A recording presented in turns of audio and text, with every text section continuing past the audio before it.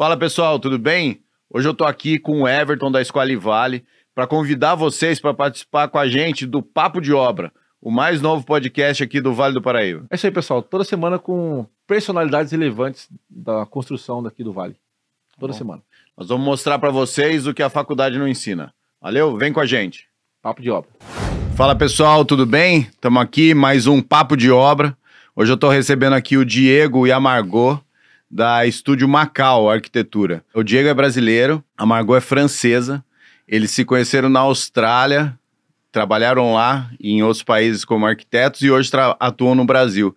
E eu chamei para a gente entender essa diferença de criação, de burocracia, de dia a dia. Nós vamos focar bastante nesse assunto. Fala, Diego. E aí, Evandro? Como é que tá? Quanto tempo? Quanto tempo, literalmente, né? Vamos chegar aí, né? Tudo bem? Tudo bom, Margot? Bom. Vou levantar aqui, que a gente tem uma caneca nova. Ó! Muito obrigada. Tá bacana. Valeu, obrigado, cara. Muito obrigada. Ó, meu avatar. É. Não fiz um avatar ainda. Pronto, Não. agora já tem um. Já tem, tá Verdade. pronto. Diego, eu acho que o legal é a gente começar falando de como a gente se conheceu, né? Ah, isso é interessante. É, vamos dizer... Que ano que foi? 2010 ou 11, cara. 10, Eu 11, fui pra não. Austrália em 2012.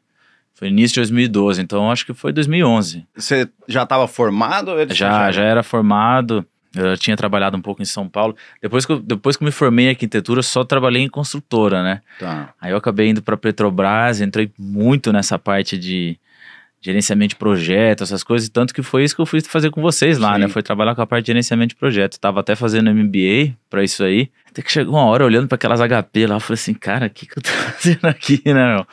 E eu tava meio que num divisor de águas ali. Eu falava assim, cara, ou eu eu mergulho mesmo nessa coisa de gerenciamento, ou eu tenho que voltar para a parte criativa antes que seja tarde demais, né? E para eu tentar me recolocar no mercado, eu tinha que voltar algumas casas, né? E aí ia ser muito difícil, né? Aceitar isso daí. Aí eu tive a ideia, falei assim, que na verdade foi meu pai que falou, né? Ele falou assim, você tá indeciso entre opções, talvez você tenha que criar uma outra, né? Aí ele falou, vai fazer um curso lá fora, né? Vai abrir um pouco a cabeça, numa dessas você volta e com umas ideias diferentes, né? Não tinha nada a perder na época, eu peguei meu carro, vendi, comprei uma passagem pra Austrália, falei, vou passar uns 6 meses lá e volto. E aí esses 6 meses viraram 6 anos. No meio desse caminho eu conheci a Margot lá, a gente acabou se conhecendo porque a gente morou na mesma casa, né? Coincidência, ela é arquiteta também, e aí deu liga, né? Entendi. E aí depois disso a gente foi trabalhar no mesmo escritório lá de arquitetura também, que foi bem legal. E aí depois fomos pra França, passamos 3 anos na França, abrimos a Macau lá na França. Final de 2020 a gente veio pra cá pra surfar a onda boa que tava aqui no Brasil. E você chegou como lá? Formada também? Já? Não, eu fui fazer um programa de intercâmbio, isso que era para ser 4 meses, que viraram quase 4 anos também. Só que eu teve que voltar um semestre ainda para me formar na França, e daí, uma vez formada, eu voltei. Entendi. Voltei para lá, e já que eu entrei no visto dele, eu consegui trabalhar quase direto em empresa de arquitetura lá, o que facilitou, né? Porque nunca é fácil conseguir entrar no seu ramo mesmo, Sim. mas super legal trabalhar lá, e realmente a arquitetura australiana é uma fonte de inspiração muito boa, muito boa. Entendi. Eu acho que esses 3, 4 anos na Austrália trazeram muitas coisas pra gente. E de lá você falou que montou o escritório na França. O que aconteceu, né? A gente estava na Austrália trabalhando nós dois num escritório. Nós éramos os únicos estrangeiros no escritório, mas é muito rico trabalhar nessa área na Austrália, porque a Austrália, por ser um país muito cosmopolita, né? As capitais lá, Brisbane, onde a gente morava, os dados eram de que 1/3 da população era nascida fora da Austrália. Então é uma mistura de culturas muito grandes. E o país, como é um país relativamente novo, eles não têm aquele apego pela tradição, né? Como na França, por exemplo. É muito difícil você fazer uma casa moderna lá na França, porque os caras querem, né, preservar a história e tal. E a Austrália, como não tem muito disso, então você tem influências, assim, e umas misturas muito interessantes, né? Asiática com europeia, com americana, com africano, tudo lá se convergendo, criando um negócio muito interessante. E no meio disso daí, desse processo, aprendendo muito lá no escritório e tal, e surgiu uma oportunidade na França, né, da gente fazer uma reforma de uma grande propriedade. Era uma casa de fazenda do século XVII, né? Uhum. E essa fazenda ia ser transformada num hotel de bem-estar, né? Só que tava século XVII, o negócio, as paredes de tijolo dessa largura, tudo torto, o telhado inteiro feito de tronco de árvore. Então, é um negócio assim, era uma reforma meio extrema, né? E a gente foi até a França para fazer a medição, tudo, porque a gente ia fazer da Austrália o projeto conceitual, né, arquitetônico. Aí fomos até lá, obviamente não existia planta, não existia nada, claro, né? Tivemos que fotografar, medir tudo, foi um trabalho muito extenso. E aí voltamos para a Austrália e a gente, esse projeto aí justamente.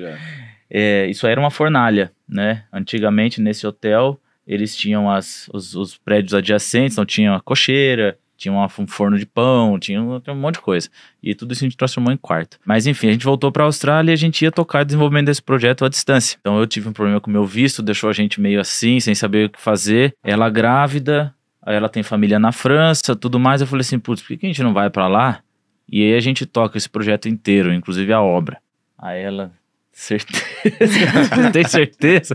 Eu falei, pô, pra mim essa é uma experiência muito rica, né? Morar na Europa, trocar uma reforma, um retrofit tão intenso como esse. Aí a gente decidiu ir. Então a gente morou nesse hotel. Ele tinha a casa principal, tava mais habitável.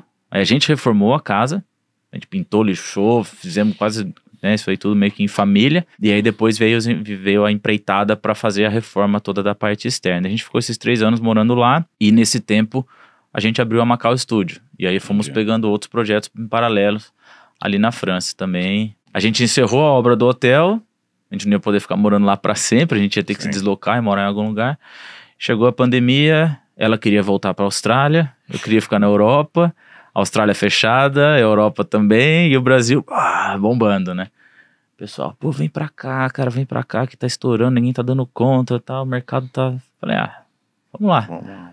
Aí viemos pra cá e vai fazer 2 anos. Um pouquinho mais de 2 anos que a gente tá aqui. Na Austrália, como é que funciona, né? Porque assim, os escritórios de arquitetura no Brasil, eu acredito que 95% sejam autônomos, 4% sejam pequenos escritórios e 1% são escritórios mais, assim, só chutando. Mas lá como é que é essa dinâmica? Existem muitos escritórios conceituados ou existe a profissão arquiteto autônomo? Eu acho que é mais comum aqui. É muito comum, eu conheço muitos arquitetos aqui que trabalham de casa, terceirizam, desenhista, cadista, uma coisa assim. Aí alguns já têm escritórios pequenos. Obviamente tem os escritórios que eu chamo de escritório empresa, né? Agora na Austrália tem bastante disso.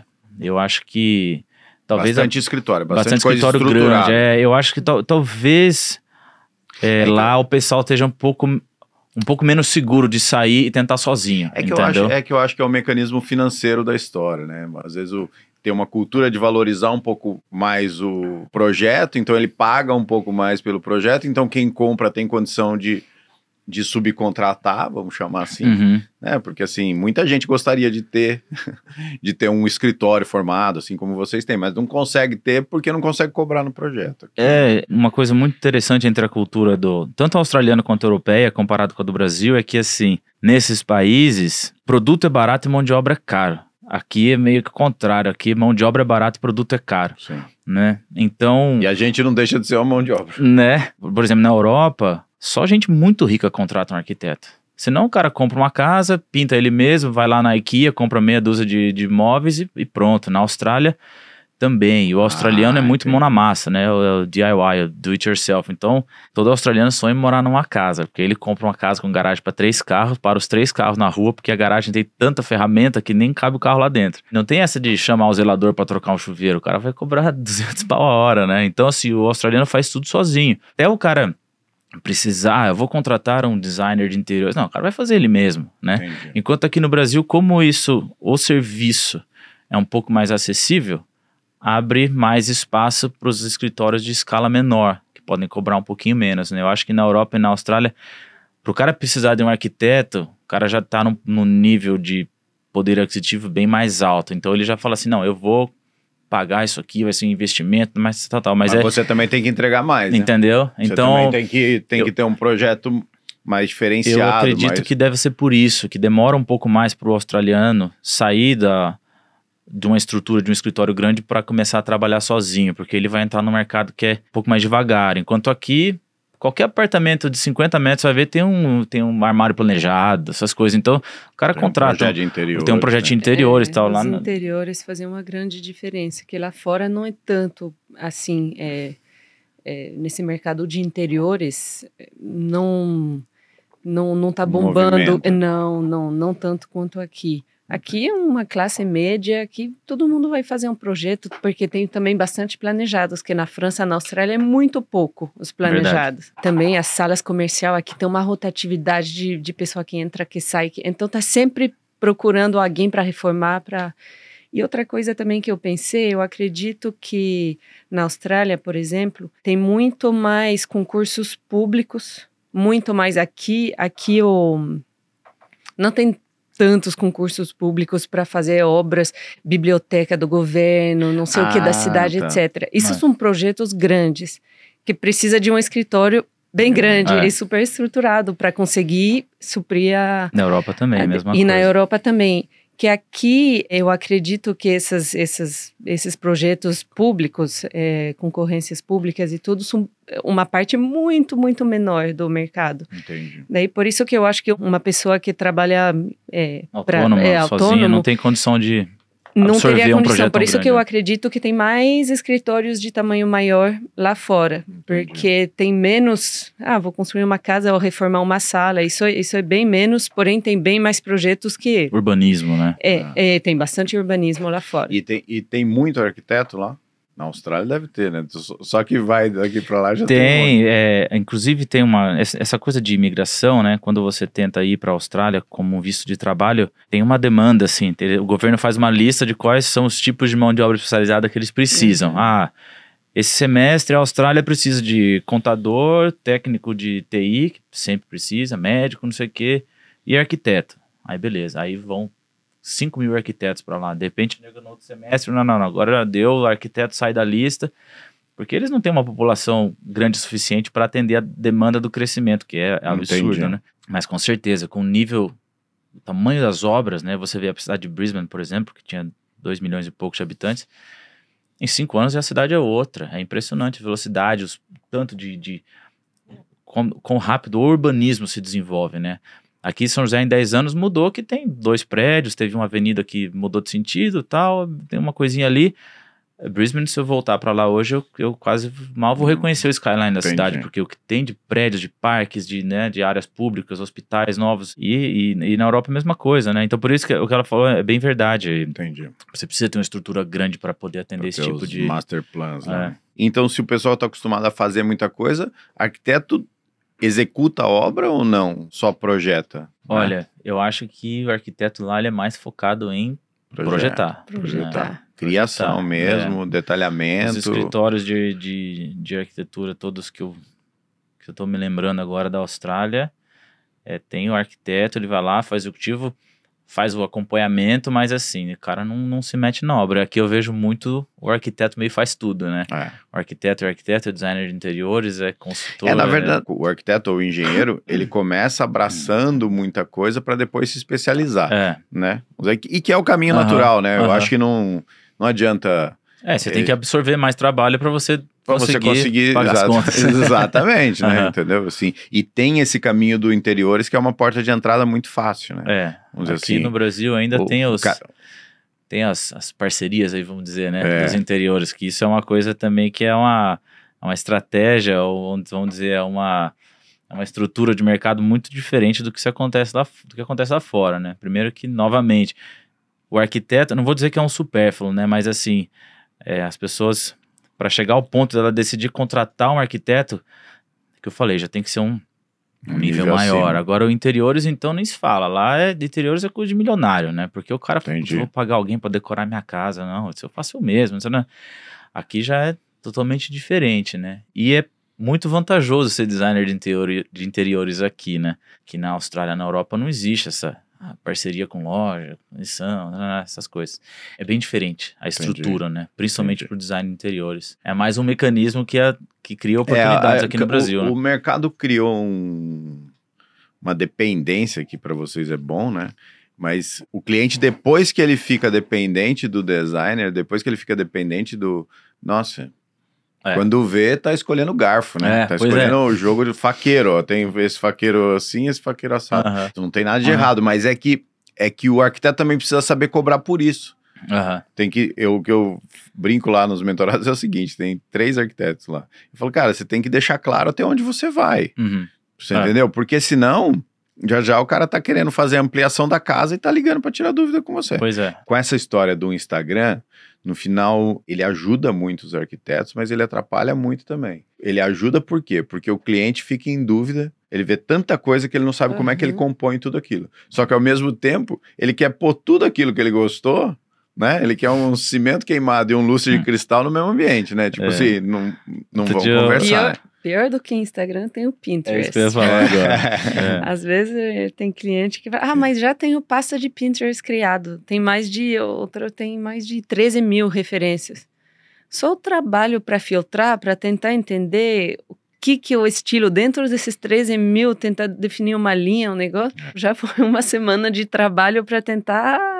Tentar entender o perfil do cliente. O Pinterest é o buraco do coelho lá. Você entra, né, não tem fim, né, cara? Você vai entrando no Pinterest, as pessoas vão se perdendo. Então, às vezes, o cara quer construir uma casa minimalista, aí ele vai, nossa, isso aqui é legal, isso aqui também. Quando você vê, o cara já tá quase no brutalismo, né? E você vai se perdendo. De repente, o cara chega com um monte de referência pra você, você fala assim, nossa, o que eu vou fazer com isso tudo, né? Tem que... Então, isso é... O que eu brinco é que antes do 3D e antes do Instagram... você comprava o passado do arquiteto, né? Você contratava, né? E o arquiteto batia no peito e falava, não, confia que vai dar certo. E dava certo, realmente. Só que tinha que ser agradável aquele ambiente, não tinha que ser agradável aquele ambiente comparado com outras coisas, né? A minha esposa, eu brinco, que quando a gente tá falando de arquitetura, alguma coisa, e ela fala assim, não, mas eu queria desse jeito. Aí eu olho com uma certa cara lá, ela fala, já sei, né? Meramente ilustrativo. Eu falei, exatamente. Não existe esse micro-ondas que tá no 3D, não existe, entendeu? Não é tudo que tá no 3D que existe na realidade. E tem umas coisas assim também muito, por exemplo, o cliente chega e fala assim, comprei um terreno aqui, 600 metros, tal, quero fazer uma casa. Como que você quer? Vou te passar umas referências. Aí o cara passa as referências lá da Fazenda Boa Vista. Com fachadas de 60 metros de largura. Eu falei, seu terreno tem 15, você tira o recurso, sobra 11, 12, sei lá, nem impossível, né? Sua casa não vai ter essa horizontalidade, assim. tudo. Então, você fazer o cliente entender isso às vezes, né? Obviamente, não são todos, mas alguns não têm não conseguem entender isso daí. A sua casa não vai ser assim, ela vai ser assim, porque o terreno é mais achatado e tudo mais. E outra coisa, que além de filtrar o cliente, às vezes você tem que se filtrar, né? Você tá procurando inspirações ou ideias para um certo projeto, e aí você fala assim, nossa, isso aqui é muito legal, putz, mas isso também...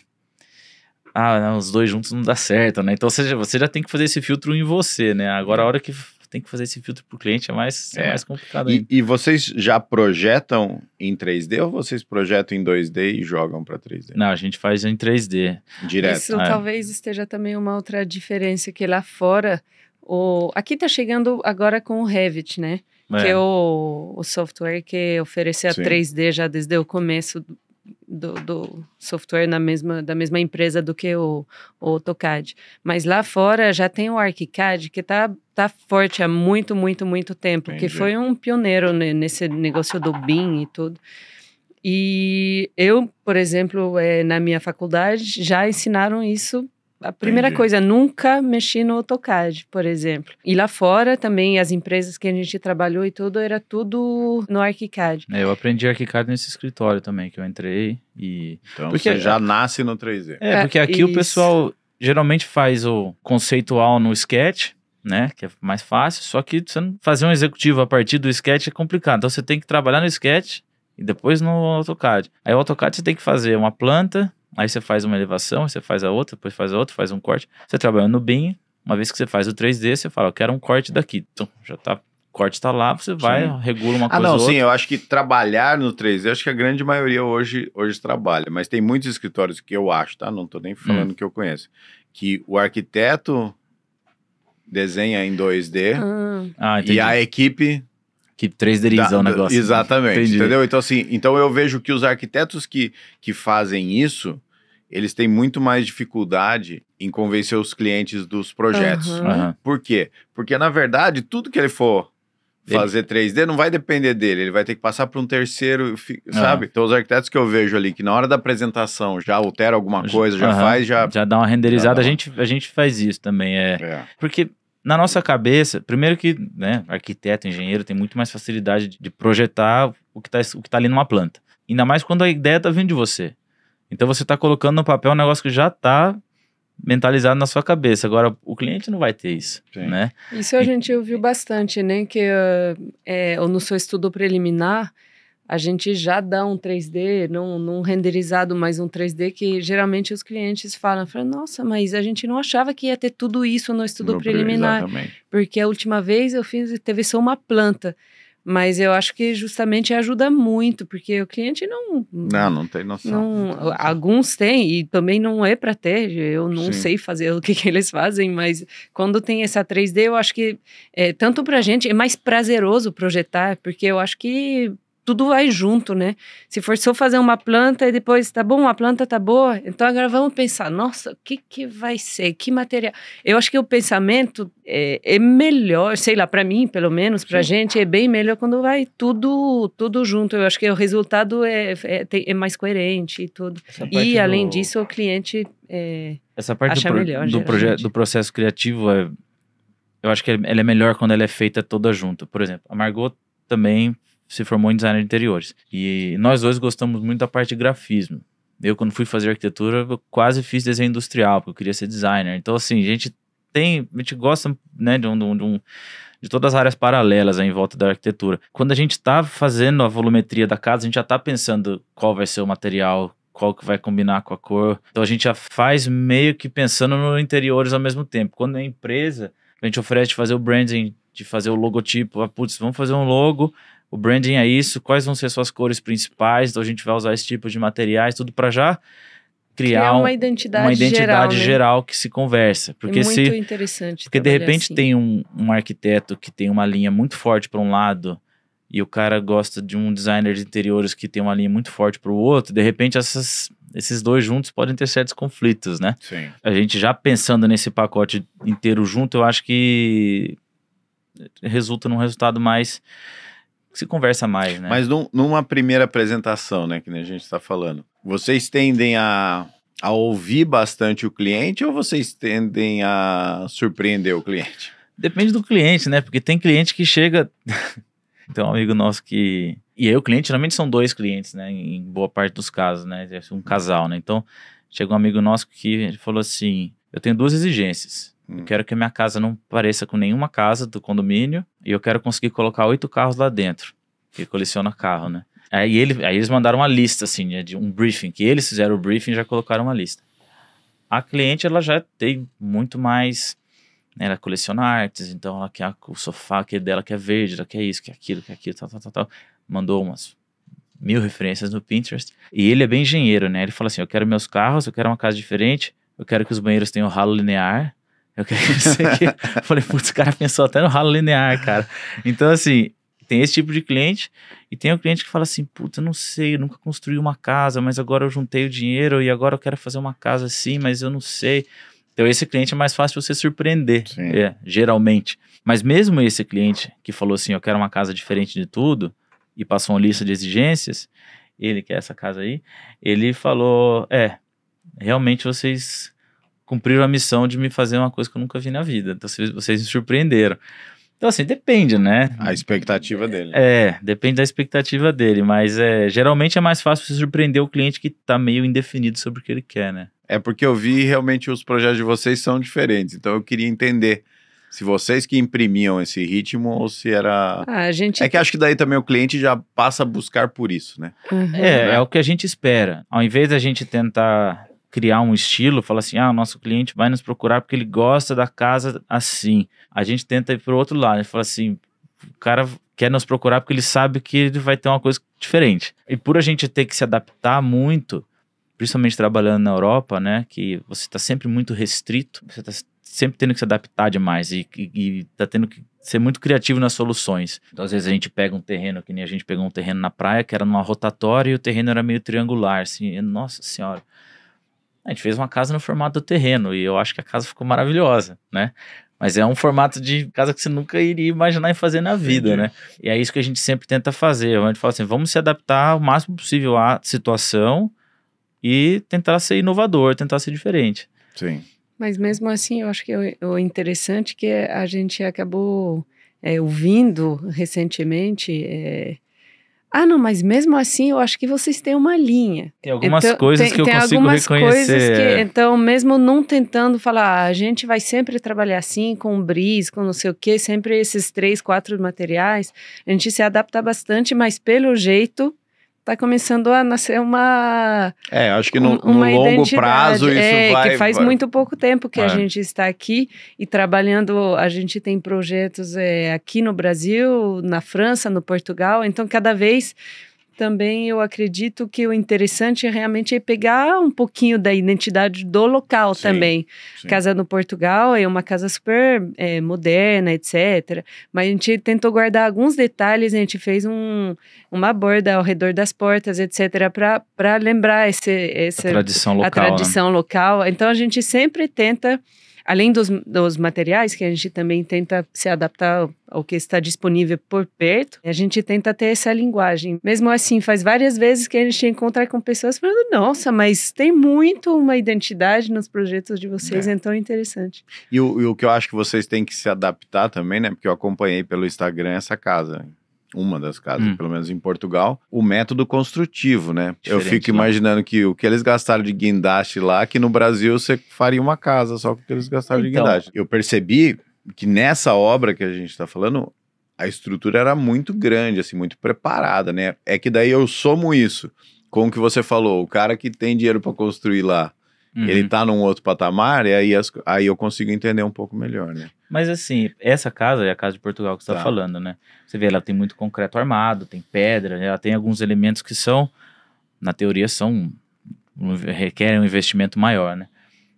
Mas é uma ilha vulcânica, essas pedras estão para todo lugar. O terreno era provavelmente assim. O terreno, né? Então, vamos pagar barato no terreno, né? Mas aí tem outras coisas que vêm. Aí no caso tá semi-pronta, né? Terraplanagem. Mas assim. Tinha que investir mesmo. Não por exemplo, a grua que eles colocaram aí, tudo bem, é um investimento, mas. Toda casa na ilha precisa de uma grua. Não, é isso que eu tô falando, né? É que pra gente aqui então, é muito fora do padrão. É isso que eu tô dizendo. Então, você não pode projetar aqui pensando que vai ter a infra de lá. Foi isso que eu quis dizer. Então, forma pronta, escoramento metálico, uma série de coisas que aqui se usa em prédios de alto padrão. Exatamente. Porém, para balancear, e também porque a gente gosta dessa estética, essa casa, em termos de acabamento, a gente quase não gastou nada, porque a gente investiu tudo no concreto, assim, que vai ficar exposto, mas daí não tem nenhum porcelanato, não tem forro, não tem lá no piso, foi só o cimento queimado mesmo. Economiza quase de um lado. Tem pintura também. A pintura é quase só interna. Então foi realmente a parte estrutural e as esquadrias, né? Que a gente caprichou nas esquadrias, que todos entram dentro das paredes e tudo, então para casa ser quase aberto inteira de frente para o mar. Assim. Que é interessante lá, porém, também, que é essa questão de se adaptar, e que é difícil você trabalhar em diferentes países ao mesmo tempo, porque você tem que se adequar a várias normas, né? Então tem as normas australianas, tem as portuguesas, francesas, brasileiras.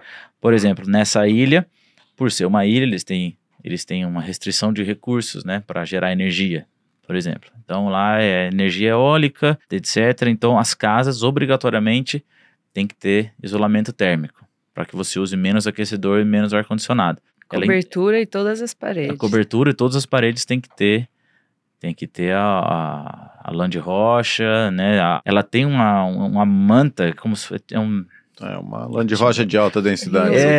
Que ela vai pela parte de fora, né? E aí depois você concreta por cima dela ainda, um negócio que eu nunca tinha visto. Então, esse na França também é outra coisa. Por ser um hotel, a exigência do bombeiro era que você faria uma parede de alvenaria e cada lado da parede de alvenaria tinha que ter uma camada dupla de gesso acartonado com lã de rocha de cada lado, porque eles exigem o abafamento sonoro, o retardo de queima, né, de chama, né? Cada vez que você pega um projeto no lugar novo, você tem que aprender muita coisa, Então, né? eu tinha até anotado aqui, como é que é a burocracia para se construir, né? Vamos dizer assim, você construiu na Europa e está construindo na praia em um local que precisa de CETESB, né? Vamos dizer assim, que acho que para residencial é o nível máximo de exigência que a gente tem no Brasil. Pois é. Você tocando nesse assunto, você acertou na mosca, né? Essa casa que a gente fez em Ubatuba, a gente tinha acabado de chegar, o cliente falou, o terreno é esse aqui, que é o que eu falei, que ele era bem torto assim e tal. Falei, bom, quais são as restrições? Bom, tem o recuo, que é isso aqui, tem que respeitar os recuos do terreno, do condomínio e tal, a gente, beleza. Aí fizemos uma casa no formato do terreno. Mandamos para aprovar no condomínio, o condomínio falou, olha, a gente aprova, tá? Por nós tá tudo certo, mas... tem uma mancha verde nesse terreno. Mancha verde? Mancha que nem verde? O proprietário tinha avisado. Nem o proprietário sabia, né? Então, quando eles compraram o terreno, ele já vinha com a planta pré-aprovada, né? Só que a planta era uma casinha quadradinha, assim, tal, não era o que eles queriam. Esse pré-aprovado, né? Na verdade, já estava pré-aprovado na CETESB, no Condefat. Então, para a gente mudar aquela área de implantação, por causa da mancha verde, porque é um terreno na beira da praia e tal. Tem que pedir na CETESB, uns 4 anos para aprovar, para mudar e tudo mais, tal. Se conseguir mudar, tivemos que refazer o projeto, né? E respeitar a então, projeção que já estava aprovada. A gente teve que fazer uma casa dentro daquele perímetro já aprovado. Então, foi uma casa completamente diferente. Você vai aprendendo o que você pode, o que você não pode, onde você pisa. Na França tem muitas restrições. A França é muito complicado. Fachada, né? Você não pode... Vamos dizer assim, é que aqui vocês estão falando de um lugar específico, né? De uma área verde e tal. Mas eu não sei, mas isso o eu resto acho que do você Brasil está é relativamente muito mais tranquilo. livre. Tipo, mais dentro livre, de um condomínio, você faz a fachada que você bem quer, mais ou menos. Na França, olha, Não, e aí eles vão até nos... qual material que você... A cor da persiana, o tipo de guarda-corpo, deve ser em tal região, deve ser metálico, a barra metálica não pode ter mais de tantos milímetros de espessura. Tudo. Tem que ter um elemento baixo para assentar o prédio, não sei o quê. Tem que pegar seus vizinhos e ver onde que são as linhas guias, as linhas principais, assim, e se adequar. Não, na França é muito. E aí demora quanto tempo para aprovar um projeto desse? Na França são 2 meses. Porém, uma vez que você respeita e tudo, que você entende rápido, tudo que você... É redondo e vai rápido e não tem muito... Aqui no Brasil, se você respeitar, também é rápido. Ninguém quer respeitar. Acho que dá pra ser um pouquinho mais... Porque todo mundo acha que dá, né? Que vai ter que dar vai dar um jeitinho. Um jeitinho. Porque na França eu acho que o pessoal nem tenta mais, porque... Realmente, se você não segue, tá reprovado. E além disso, tem um negócio interessante na França. Não sei nem dizer se é bom ou não sei, mas então a prefeitura aprova ou não em 2 meses, mas vamos dizer que aprova, depois os vizinhos, a vizinhança tem 1 mês para fazer qualquer adendo. Não gostei dessa cor, tá na frente da minha janela, vou ter que ficar olhando para essa janela vermelha. Então você tem que colocar um edital lá. Você põe uma placa, fala assim, olha, vamos fazer uma obra aqui, tal. Você tem que colocar um 3D do que vai ser visível da rua, do espaço público. Que loucura. E todo mundo pode opinar e pode pedir para rever a decisão. Geralmente, 95% das vezes, mas se você não colocar sua plaquinha, eles vêm lá um belo dia e falam, agora pode parar. Tem muitas regras, mas funciona. Principalmente quando a gente está fazendo um projeto à distância, a gente faz em colaboração com alguém de lá, né? Para evitar ficar dando cabeçada, né? Por exemplo, esse lá na Ilha da Madeira, em Portugal, a gente pegou um arquiteto local e ele entrou para fazer a parte de aprovação para a gente. Então a gente fez o projeto, mandou para ele, ele falou, tudo certo, isso aqui tem que mudar por causa disso. Aí ele, beleza, a gente vai, adapta. Pro negócio andar mais rápido, porque não tem como você saber tudo de todos os lugares, né? Sim. E além disso, a gente nem pode, porque tem que ser arquiteto português. Tem igual, que ter eu consigo aprovar todos os nossos projetos na França e ele é aqui. Eu não poderia pedir nada, eu não tenho local, não Entendi. ter... É. Como é que você conseguiu trabalhar no alto padrão aqui? Eu também respondo que a grama do vizinho não é tão verde assim, né? Trabalhar no alto padrão traz outras responsabilidades. Vocês conseguiram se posicionar, né, como um escritório de projetos de alto padrão. Como é que Olha, pra falar a verdade, foi acontecendo? não é que a gente tentou entrar nesse mercado, é que A gente tentou entrar. a gente tentou entrar no mercado, No né? mercado. Essas foram as portas que se abriram primeiro. Pelas pessoas que eu conheço também, Eu né? acho que Amigos, os contatos, contatos conhecidos, isso fazem- certamente ajudou muito.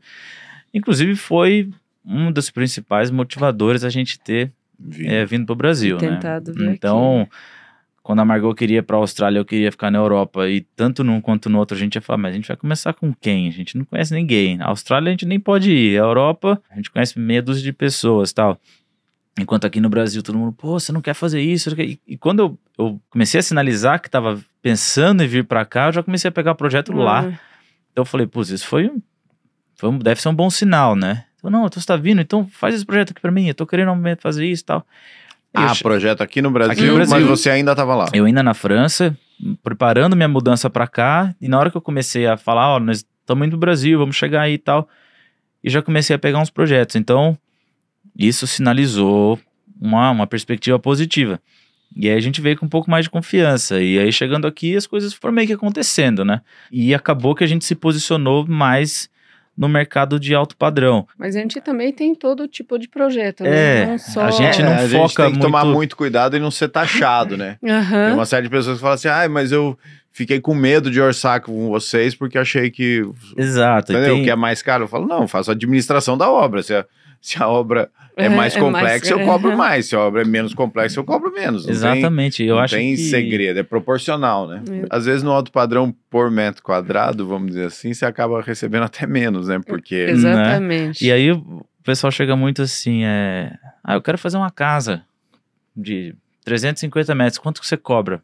Depende, depende muito do que vai ter nessa casa, né? Vai ser uma casa minimalista, romana, não sei o que, então depende. Eu cobro pela quantidade de trabalho, não pelo metro quadrado, né? Isso a gente tenta muito fazer, cobrar para o nosso trabalho, para o nosso tempo de trabalho, e não por tabelas, por metro quadrado, por... Na nossa gestão de obras agora, essa semana a gente está implantando, vamos fazer um teste com uma obra, que é uma obra que ele vai vir com, eu não sei que nível de projeto você chama, mas ele vai vir com detalhamento de acabamentos, entendeu?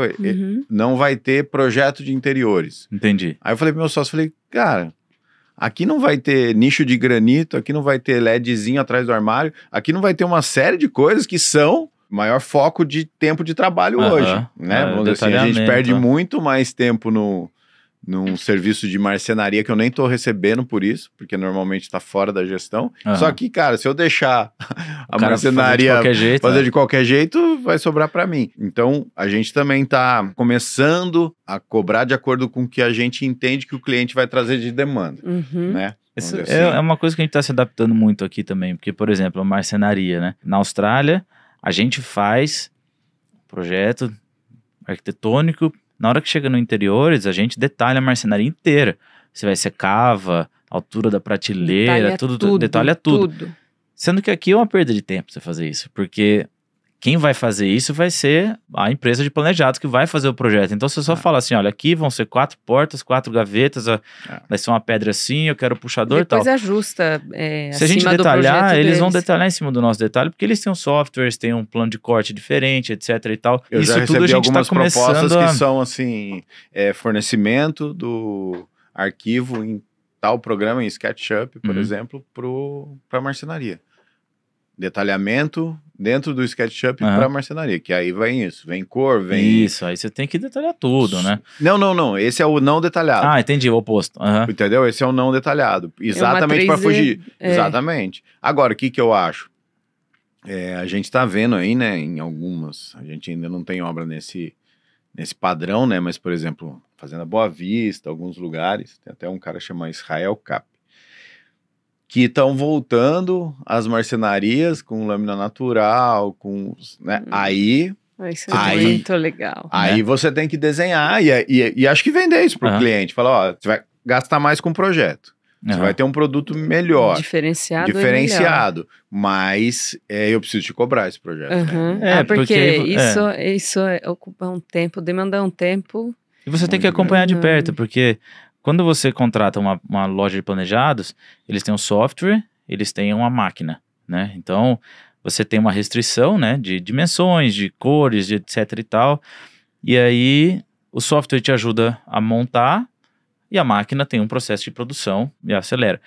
Agora, a hora que você quer fazer uma coisa muito diferenciada, que nem a gente fez uma clínica que tem painéis de madeira em curva. Uma loja de planejados não ia conseguir fazer, então a gente teve que contratar um marceneiro carpinteiro, né? Porém, a gente teve que ir nos detalhes, nos mínimos detalhes, as medidas das curvas e tudo mais. Mas pra gente ficou um resultado mais interessante. Diferenciado, Lâmina de madeira natural, né? As portas em curva, painel em curva e tudo mais. Ficou uma coisa maravilhosa. Só que, é aquilo lá, o cliente tem que entender também que isso vai gerar trabalho pra gente, né? Não é Sim. simplesmente porque a vantagem para você fazer um projeto com uma loja planejada, você pode até fazer um esboço e falar assim, ó, detalhe isso daí pra mim, a gente vai regulando e tal. Você ganha muito tempo, você pode até tirar aquilo do seu Mas acho que custo. um caminho também, às vezes, é fazer isso em 2 tempos, sabia?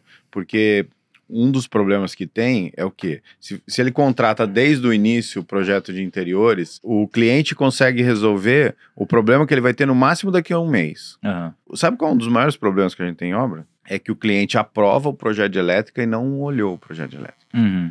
E aí depois ele Mais reclama, pra mas eu não frente, tenho... Uhum. mas não tem paralelo aqui. Então hoje o que a gente faz? A gente faz projeto de elétrica, o cliente aprova. Depois, quando a gente tá na hora de montar as caixinhas, a gente desenha todas as caixinhas na parede. Tá bom aqui? E aí chama o cliente lá. E mesmo assim, Uhum. No mesmo final- assim no final... Por quê? Porque ele ainda não tá na experiência. Uhum. Eu tô vivendo isso na minha casa. Não, você ainda não tá na experiência do dia a dia. Tem um paralelo que faltou que você usa, tem outro lugar que você precisa... Uma Você quer- tomada você para quer uma sempre- coisa e mais a do tá carregador, faltando, é. só vivendo mesmo, né? Então, se você, de repente, para fazer um projeto desse detalhado, tem que ser lá no final, a hora que o cara já consegue ter esse tempo, né? Uma estratégia que a gente está tentando adotar, porque também está sendo um aprendizado montar uma proposta de trabalho, né? Tanto quanto, putz, como cobrar, como dividir as etapas, etc. Então, quando é um projeto maior, eu falo assim, eu não vou orçar o projeto inteiro, eu vou orçar só o estudo preliminar, porque muita coisa pode acontecer já ali. Então, vamos orçar o estudo preliminar, a hora que ele for ajustado, reajustado, aprovou, tá bom, vamos agora, eu vou te orçar o anteprojeto. A gente faz o anteprojeto, aí a gente vai orçar a obra e tal, putz, tudo certo. Aí vamos falar de executivo, complementares e interiores. Porque se você já coloca tudo no começo... Assusta um pouco. Primeiro às que vezes, assusta, né? e tem coisa que é igual você Mas falou. é- O cliente às vezes fala assim, projeto de elétrica, deixa eu ver o interiores que é legal. Só que o interiores é lá na frente, né? E aí acaba tendo esse risco das decisões serem tomadas na ordem inversa. E isso acaba atrapalhando muita coisa Então, também. Um mentorado levou na mentoria exatamente essa questão. Ele tem 3 produtos. Um básico, um intermediário e um full. Ele dava as 3 opções pro cliente. A Deixava gente ele já escolher. pensou, a gente já Aí o pensou que nisso. eu falei pra ele, eu falei, cara, deixa eu te falar um negócio. Você tá jogando um trabalho que é seu pro cliente. É seu papel entender se aquele cliente Precisa de um básico desse intermediário. ou desse. Você faz essa leitura do cliente, Uhum. certo? E você manda um só. E dá pra ele a opção, olha, eu acho que você quer o full, mas se você preferir Uhum. o intermediário, eu posso fazer uma outra proposta. Porque Uhum. assim, quando você manda tudo junto, o cliente não sabe. Quem tem um relógio só sabe que horas são. Quem tem 2 fica em dúvida. E ele vai ficar na... Hã? Isso é uma boa... é interessante. E ele vai estar mais inclinado a pegar o básico. Porque ele vai falar assim, eu acho que com isso aqui eu dou pro empreiteiro, resolve, não sei o que e tal. E aí ele vai estar desprovido de informações suficientes, acaba dando problema para ele mais para frente, etc e tal. E se você detalha as propostas, se você tentar detalhar bem, que a gente tenta fazer, O né? cliente não lê O também. cliente não lê, daí vai falar que é caro, mas sem nem ler o que tá dentro, Sim, né? Sim, sim. Daí o que a gente faz para ter certeza é fazer um copiar, colar lá no WhatsApp mesmo, porque aqui tudo funciona no WhatsApp, e daí no WhatsApp vai ler. Se for dentro do PDF da proposta, ele vai cadê o Direto, preço? cadê Cadê o o preço? exatamente. E daí fala, nossa, mas é mais caro. Não sei, mas às vezes ele nem compara duas coisas comparáveis, né? Muitas vezes o cliente compara os valores, mas não compara o escopo, né? Então a gente fala assim, mas você está cobrando o dobro do preço. Mas eu estou oferecendo o dobro de coisas, entre aspas, né? Então a gente também isso acontece seria bastante a gente também. mandar o full e outro arquiteto Manda mandar o o básico. Só trabalho hoje com gestão de obras, né? Não Aham. faço mais obra a preço fechado. Se até eu mandar a proposta, ele me perguntar 3 vezes o valor por metro quadrado, eu já sei que esse cara não vai fechar comigo. Isso é um Porque o boa. que acontece? Cara, se o cara perguntar pra você quanto ele cobra, ele só quer a sua informação pra comparar com Pra outro. comparar com outro. outros, é. Você entendeu? Então não tem muito segredo, né? Assim, quando você nicha, a partir do momento que eu falei assim, não, eu só vou fazer gestão de obras, o que acontece? Eu abri mão dos que não são gestão de obras. Então não adianta eu querer convencer o cara que tem o perfil, o cara que ele mesmo vai contratar o empreiteiro. Você entendeu? Não adianta eu convencer esse cara. É mais fácil eu achar outro que se adequa ao meu perfil. Isso também serve para a história do alto padrão. Total. Ah, mas o alto padrão tá no tamanho? Não tá. Tá em quanto ele vai gastar? Não tá. O alto padrão para mim, tá relacionado ao quanto a pessoa valoriza a arquitetura. Tem casa que custa R$7 mil o metro quadrado e para mim não é alto padrão. Não é alto padrão. Exato. Porque o cara Isso gastou muito demais, né? verdade. Entendeu? Não, O cara... mas eu entendo exatamente. E Que é que nem você falou do cimento queimado. Por que eu me identifico com aquele seu projeto? Sem nunca ter reparado que era cimento queimado, sem nunca reparar que não tinha forro. Por quê? Porque eu gosto. Né? Então, quando você gosta, você olha, você gosta do conjunto da obras, né? Que necessariamente eu gosto do cimento queimado. Entendi. Né? Vamos dizer assim, de repente, se eu fizer um cimento queimado num outro ambiente, pode ser que eu não goste. Aham. Mas ali é muito harmonioso, né? Muito alto padrão, né? No começo eu não falava algumas coisas no podcast, mas fazendo umas referências meio... Casa de alto padrão é a casa Osklen. Não sei se você ela associa. Que é o quê? Você tá bem vestido, mas você tá rústico, entendeu? Você entendeu? Isso é muito no seu perfil. Entendeu? Não tipo é no assim, bling-bling, não é no status brilho, pra mostrar que você tem a porta. Não, aqui tem um negócio com as portas, né? Exato. O maior sua porta, você pode ser tudo de vidro e já ver a escada atrás. Nossa, aí o pessoal se acha mó alto padrão. Isso. Mas a gente não tem essa mesma leitura. É mais exclusividade, mais um estilo próprio, uma linha bem definida, Tem uma Até coisa um minimalismo assim, pode ser muito mais alto padrão, né? Sim, do que uns frufru e bling bling de todo lado. Tem né? muito cliente que busca o status, né? A pessoa quer mostrar de alguma maneira uma posição financeira, de repente, ou cara, não, eu cheguei lá, agora tem que fazer um negócio assim. E às vezes a pessoa ela quer chamar atenção em tudo. Então quer um piso que chame atenção, quer um papel de parede que chame atenção, quer um forro, quer uma luminária, quer não sei o quê. É alto padrão?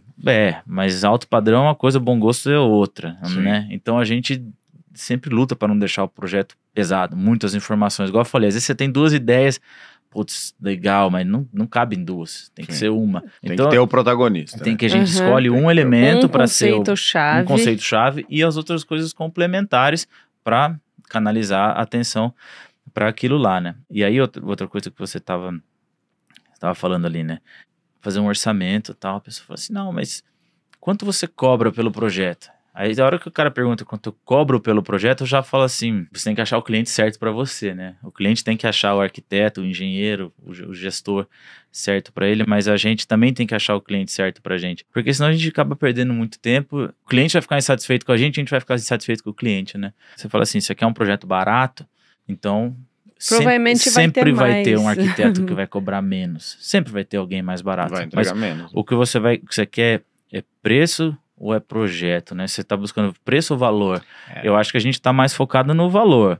Vamos entregar uma coisa que é diferenciada, que vai te atender por causa disso, que a gente vai tentar, que nem essa obra, né? Essa obra, ela teve um valor elevado em certos elementos, a gente fez o possível para equilibrar esse valor em outros. A gente não botou tudo do mais caro, tanto como eu falei, ela não tem nem forro, ela teve uma fundação, uma concretagem extrema, né? Mas então a gente tentou equilibrar em todo o restante. Então não é que vamos fazer uma obra cara, não. É tentar ser eficiente. Se aqui é um projeto barato, dificilmente ele vai ser elaborado, ele vai ser tão bem elaborado para que no fim, nas contas, no total, você consiga ter um projeto econômico.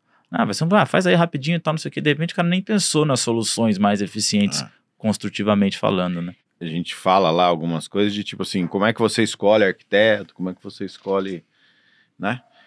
Assim, se eu fosse escolher, né? Hoje eu já tenho minhas referências, já tenho as pessoas que eu... Mas se eu estivesse chegando no mercado agora para construir a minha casa, sabe o que eu faria? Eu pediria para os arquitetos as referências deles, não o contrário.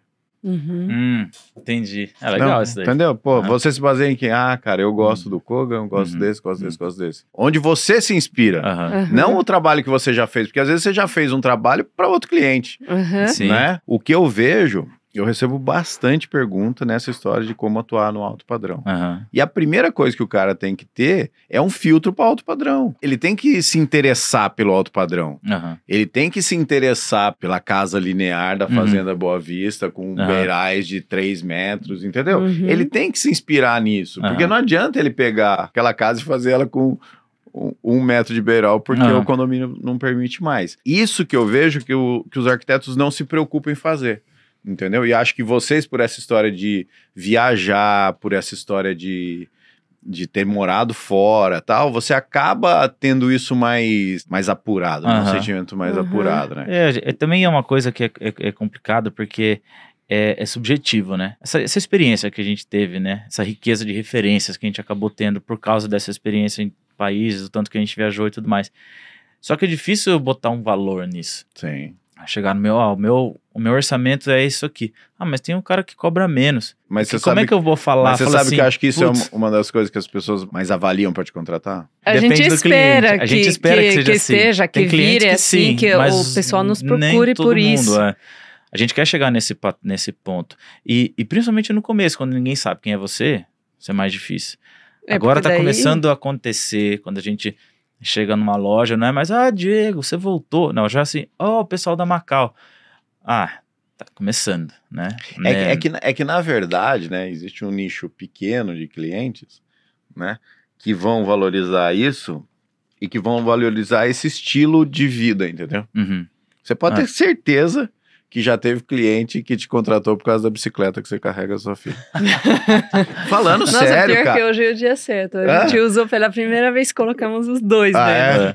Entendeu? Por quê? Porque você fala assim, cara, é esse estilo que eu quero que tenha a minha casa. Porque no fim do dia, eu já ouvi de cliente que foi em 2 arquitetas e escolheu pela roupa. E não é que tava melhor vestida, não. As duas estavam bem vestidas, mas falou assim, puta, se ela tem o mesmo estilo que eu, tem mais chance pra se vestir, tem mais chance da minha casa ficar mais parecida comigo do que com um outro estilo, entendeu? Uma última pergunta, eu fiquei pensando, que pergunta que eu faria, né, para uma arquiteta francesa. Amanda.